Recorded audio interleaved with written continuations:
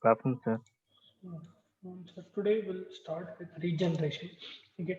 The other day I told you what is infiltration. Okay. Puncturing any vein or uh, the phenomenon in which an organism or anything is able to infiltrate into your tissue space. That is essentially infiltration. Dislodgement of catheter हो सकता है, improper cannula size use कर रहे हैं आप delivery के लिए fluid की, whatever the reason, you'll see some classic signs when infusion will either become slow or it will become stopped. There might be inflammation near that area. It will become red and it will be painful near that area. There'll be no backflow of blood into your IV tubing. All of that. Okay. Now, regeneration is essentially what happens to parenchymal cells upon damage. Okay. Depending on how they respond, there are three types of cells. Regeneration is essentially the process in which your cells are regrowing back. Okay. Under certain stimulus. Alright. So, depending on their capacity to divide as such, cells can be divided into three categories. Let's suppose someone had uh, some injury. Okay, depending on the type of injury and depending on where that injury occurred, cells can be divided into three types. They based on how well they can divide. First will be labile cells.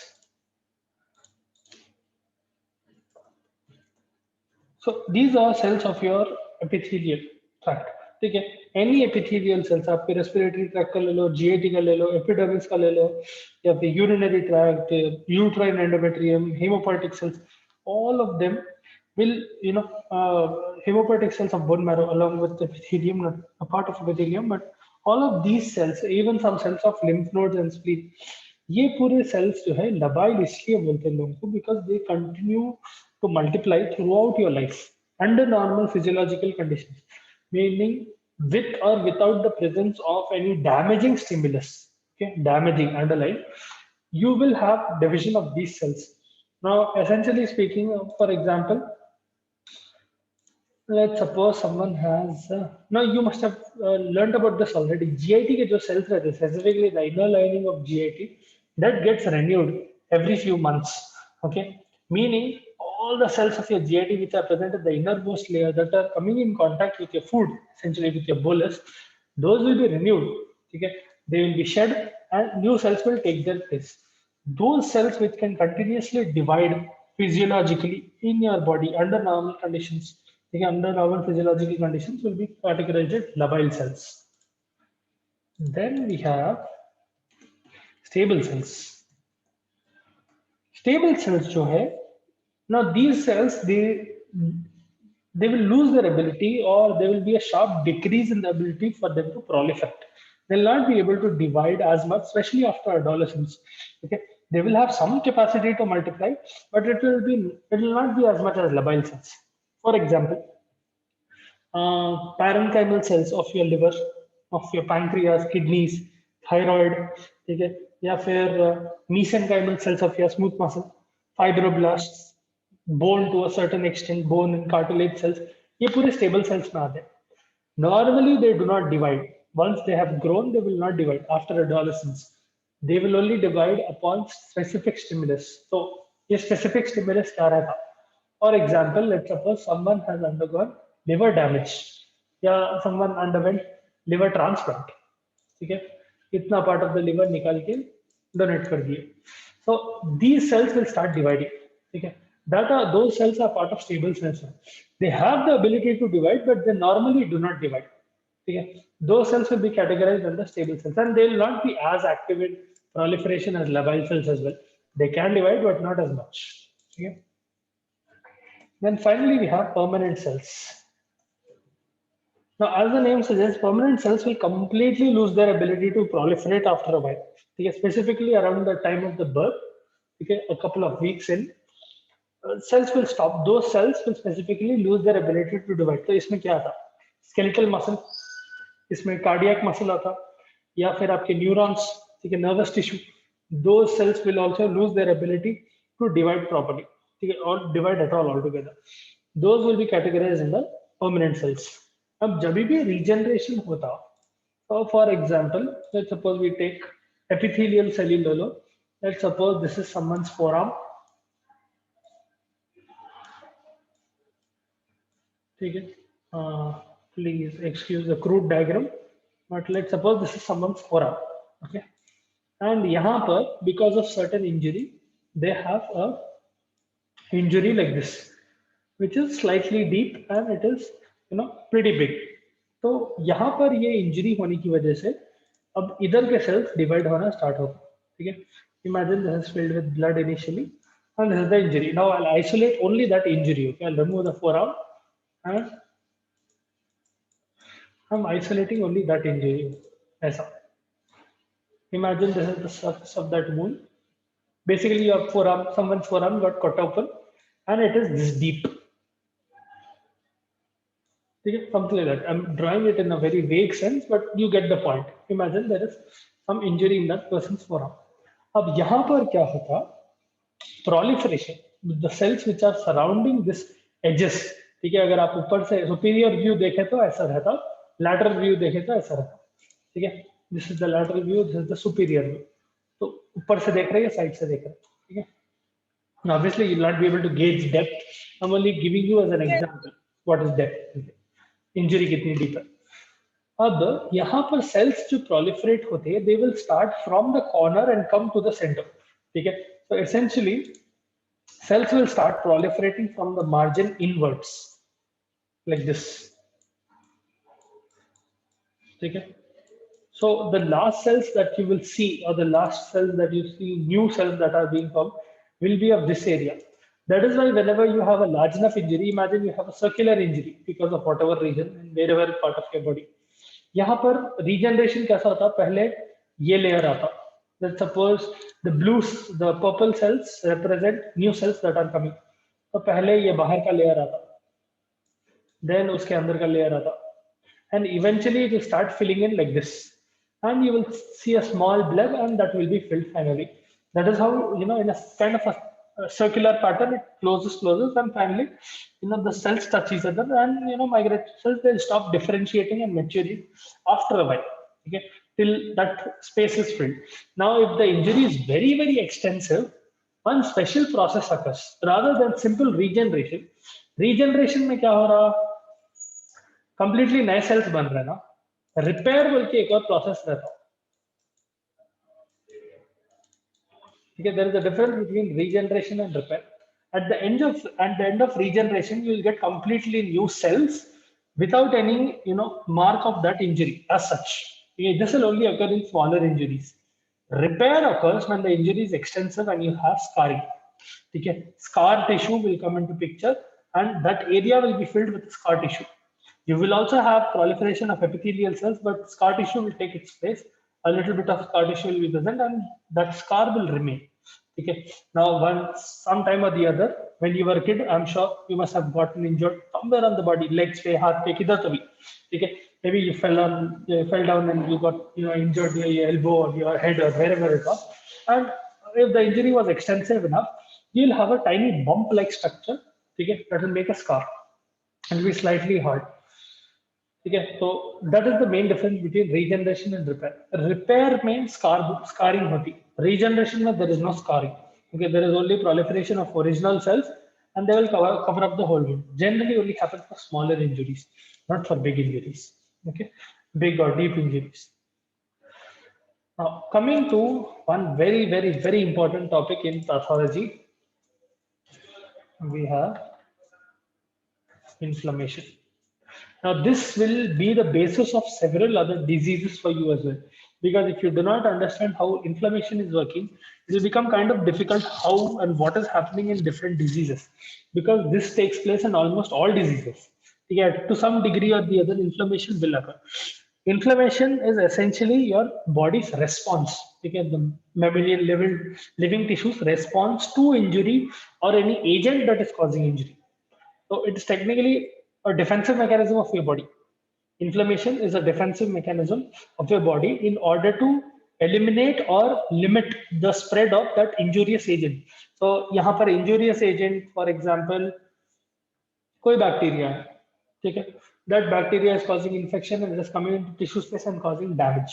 So inflammation will be the process initiated by your body in order to kick that bacteria out and to stop its proliferation. Now, the causes of inflammation will be the same causes that can cause injury. Okay, physical agents, chemical agents, yeah, immunological agents, infective agents, any of those any of those agents that can cause injury can also trigger inflammation. Now inflammation basically involves two main types. Okay, we have acute inflammation and chronic inflammation. Those are the two main types of inflammation. Depending on their duration and depending on the extent to which your body is getting involved, there will be either acute inflammation or chronic inflammation. Now, as such, you will see four cardinal signs of inflammation. Okay? Later on, a fifth was added as well, but these four are definitely seen. There will be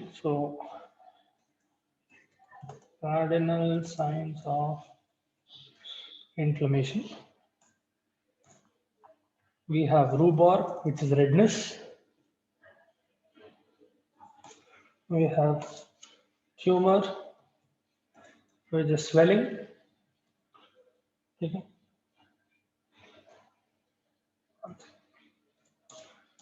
Then we have calor, which is heat. And then we have dolor. Cell is supposed to be here. Dolor, which is pain. Okay. Later on fifth sign was also added to this. This was added by a person called Virchow. Okay, I'm sure you must have heard about that scientist, Robert Virchow. But the fifth sign was LASA, loss of function. In most textbooks, you will find four of these, the first four. In some textbooks, you will find LASA as well. Okay. So rubor, which is redness in that area. So wherever there is injury, there will be redness. Eventually, there will be swelling because of pus. Heat comes because of increased circulation to that area, and in a sense also because of fever. Okay. Wherever there is an infective agent or whenever there is injury, there will be infection, along with increased circulation, increased rate of circulation near that area, which can lead to heat and pain near that area, localized to that area. Now, sometimes if there is extensive damage to that area, there can be loss of function as well.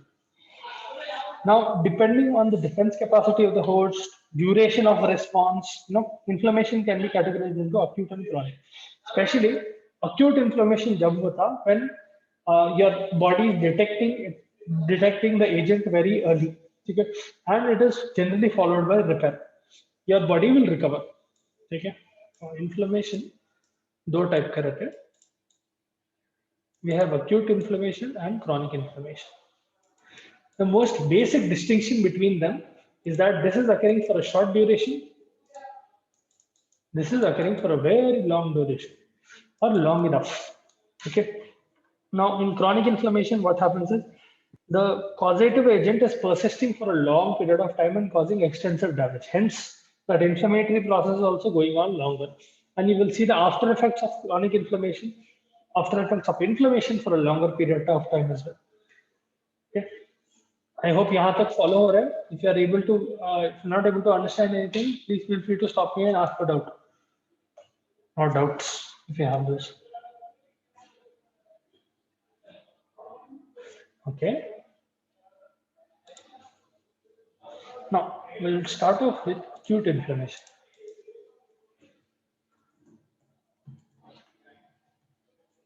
Acute inflammation, the changes that are occurring in acute inflammation can be categorized into two events. Okay. First will be vascular events. Then we have cellular events. Okay, एक के बाद एक देखेंगे. First of all, we'll look at vascular events. Now imagine there is a blood vessel running in a tissue like this. Okay. And यहाँ पर है आपके tissue space. Imagine these are the cells of some tissue. ठीक है. और इसके अंदर let me draw. Can I? No. Okay.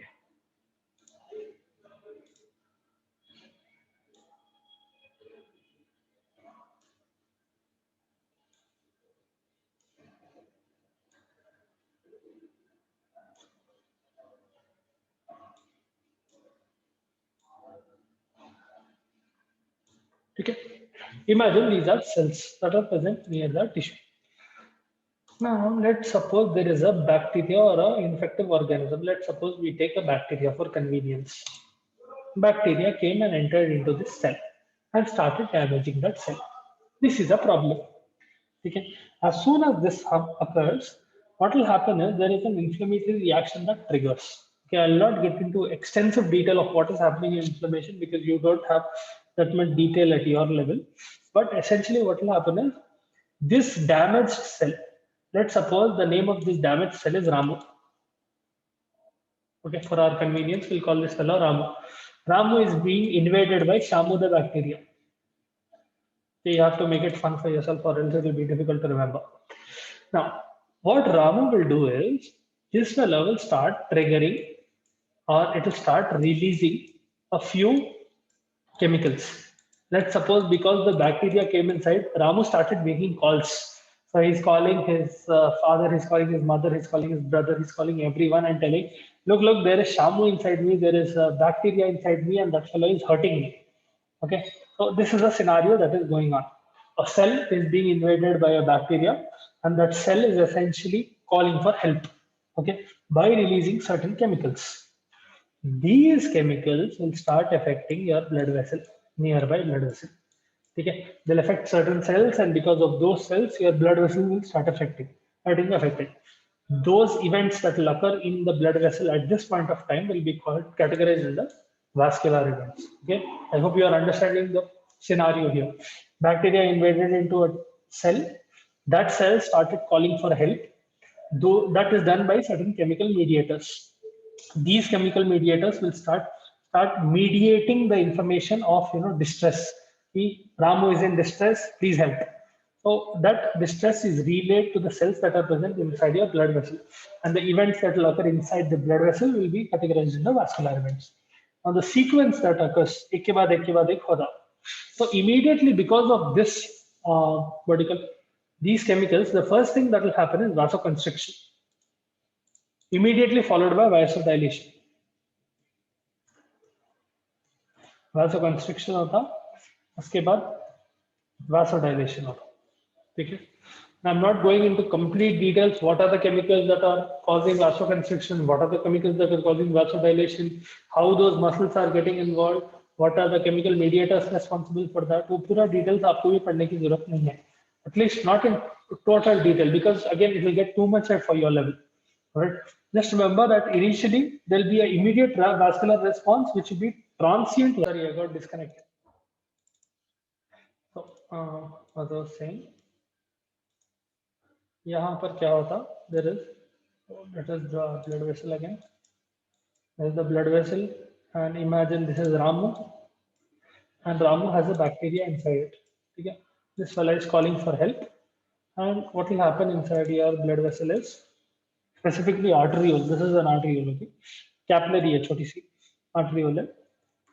Transient vasoconstriction. Transient vasoconstriction का मतलब क्या है? At intervals there is vasoconstriction occurring.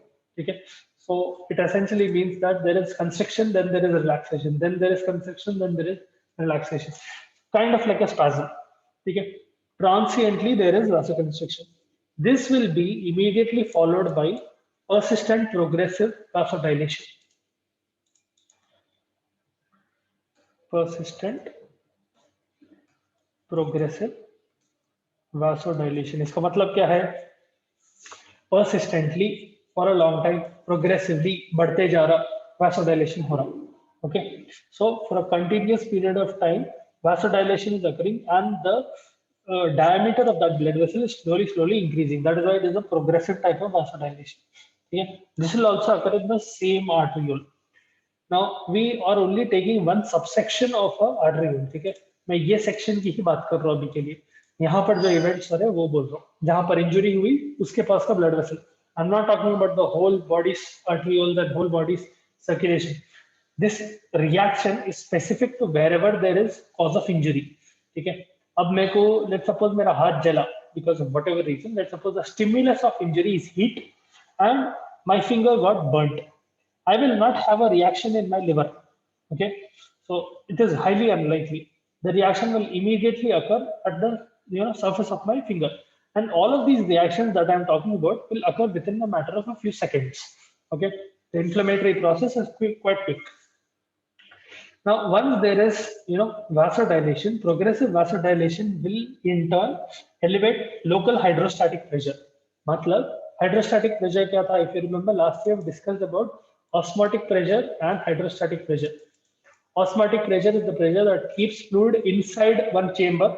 Hydrostatic pressure is the pressure that pushes that fluid outside the chamber. यहाँ पर आर्टेरियल के अंदर मेन फ्लूइड क्या है? Blood, essentially plasma. तो whenever there is progressive vasodilation, it will elevate hydrostatic pressure.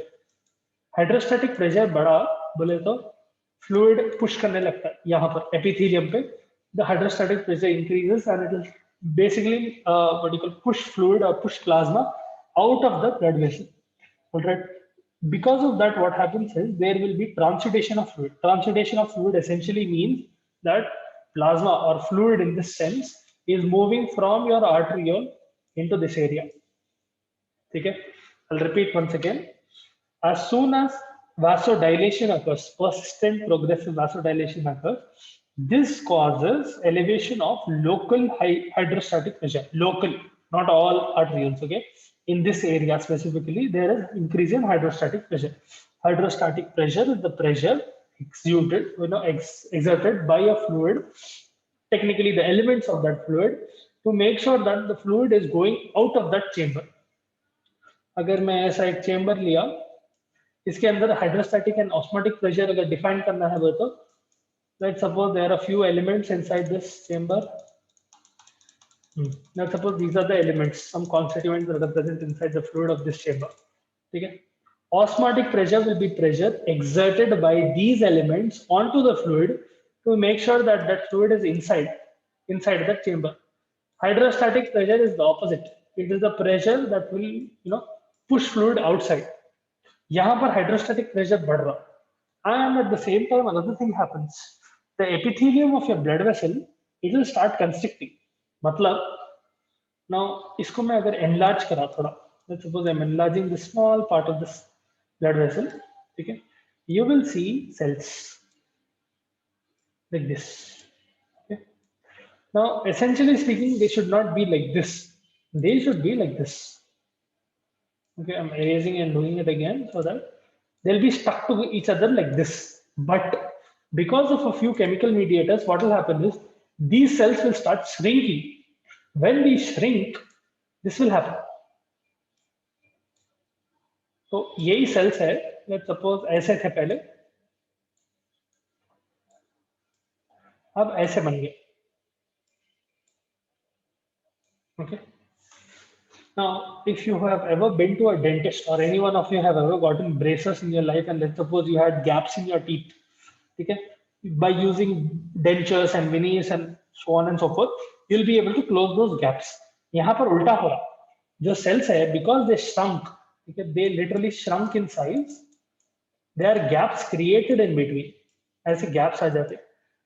This is occurring at this place, okay, near the epithelium of the blood vessel. Because of which there is a nice route for this plasma to flow out.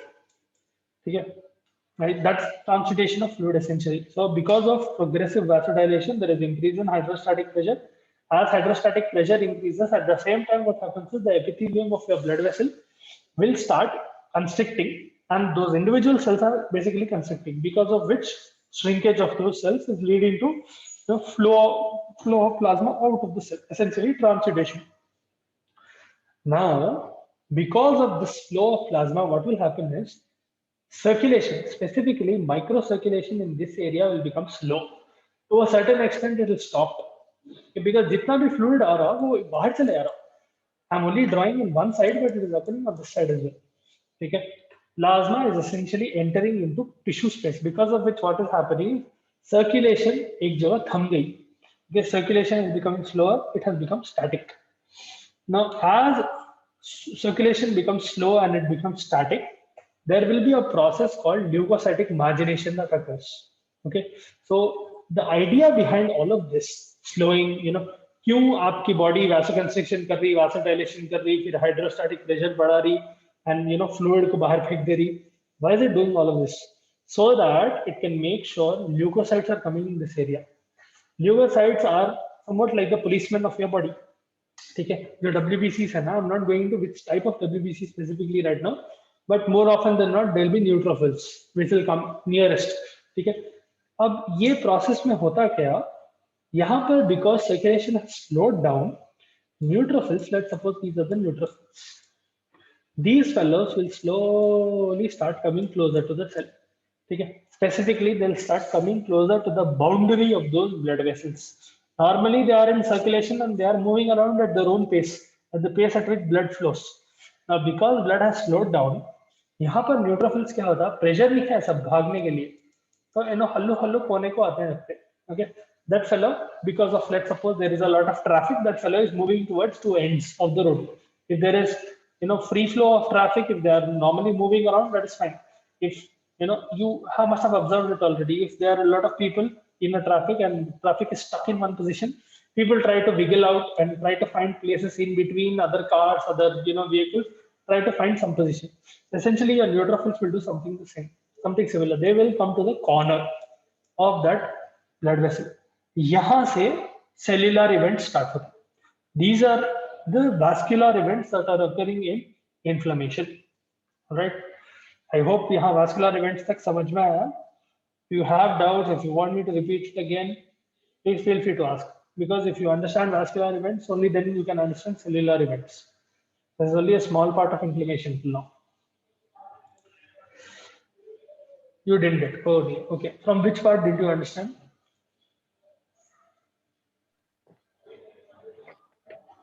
Sir, after this, tissues are sending signals to the blood vessels. After that, from transient vasoconstriction, all I didn't got anything.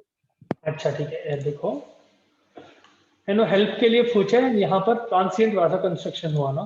Transient वासोकंस्ट्रक्शन का मतलब at timed intervals that blood vessel is constricting. Vasoconstriction. Now what happens is, because of transient vasoconstriction, certain chemical mediators are triggered and that same blood vessel which was constricting will start dilating. I'll repeat once again. Because of transient vasoconstriction, a few chemicals will get triggered. Those chemicals will cause vasodilation. Specifically, they will cause persistent progressive vasodilation. Persistent progressive vasodilation. ठीक है, इसका मतलब क्या है, अब आपकी blood vessel का छोटी होने का या पतली होने का बड़ी हो रही. Okay, that particular area, that arteriole in that particular area, let's suppose during vasoconstriction it had become like this, now it is becoming like this, and slowly it is increasing even further. What will happen after this is, because of vasodilation, hydrostatic pressure will increase. Hydrostatic pressure is the pressure exerted by, so in this scenario, it will be exerted by the proteins that are present inside that particular capillary and blood, essentially, that will make sure fluid is getting pushed out of your cells. Okay? Because of vasodilation, hydrostatic pressure is increasing. मतलब जैसा vasodilate होते जाता, ये fluid पे एक pressure ऐसा डालता, these proteins will start putting pressure on the fluid in such a way that the fluid is pushed out of the blood vessel. So essentially, you have tissue space in this area. यहाँ पर tissues है. It is making sure that fluid is pushed out into the tissues. Okay. Now, essentially speaking, it should not be pushed out. Your blood vessel has epithelium which should stop flow of blood outside, flow of blood and flow of any fluid outside the boundary of the epithelium. But during inflammation, what happens is, this area, specifically the epithelium of your blood vessel, will start getting affected, and the cells which are compactly present. Okay. Normally speaking, these cells are very close by, and they will not allow anything to go. अच्छा, imagine this example. आपके पास अंगूर है. Okay, imagine you have a bunch of grapes, okay, and you leave it outside for 10 days. What will happen to them, other than them getting sour? Imagine you have a bunch of grapes and you leave it out of the fridge for 10 days, okay, or maybe for a month. other than getting sour and getting bad, what will happen to them? They will start shrinking in size.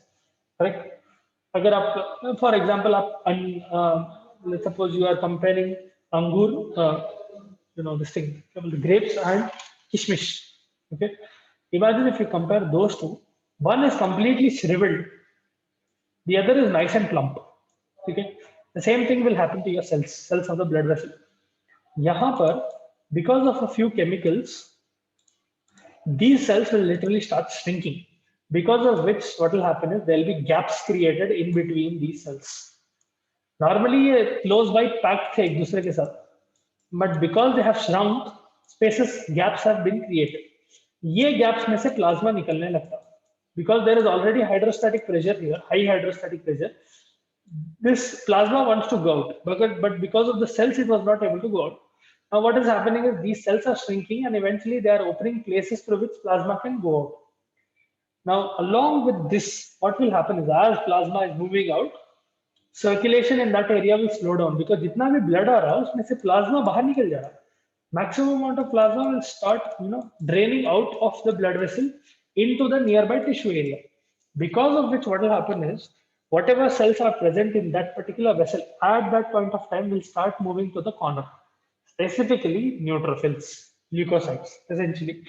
That process where neutrophils are moving to the corner of the blood vessel near these places will be called margination. Okay, that is margination. अभी समझ में आया?